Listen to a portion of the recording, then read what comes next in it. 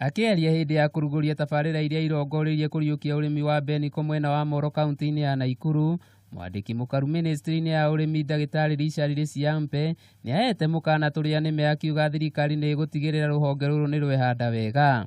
As a national government, we are going to take our role very, very seriously. One, in research.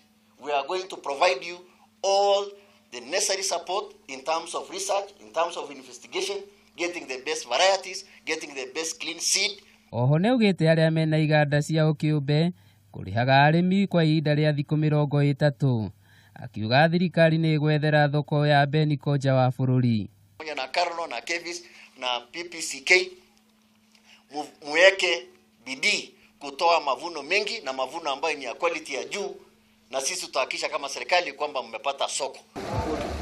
Wapi makofi? Gavana wa kaunti ya Nakuru Ricky Nyanjui nĩanyitĩte mĩario na ũbaru akiuga thirikari yake nĩ kũiga keheri kĩgĩna kuona rũhonge rũrũ nĩ rwarũcokereria.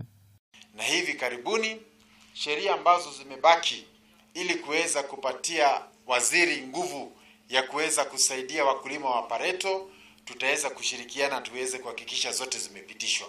Spika wa bunge ya kaunti ya Nakuru Joel Kairo augĩte bunge ya kaunti ĩno nĩ ĩharĩrĩirie kũhetũkia watho wothe wĩgiĩ kũgacĩrithia ũrĩmi wa mbeniko. Count on our support anytime, anywhere,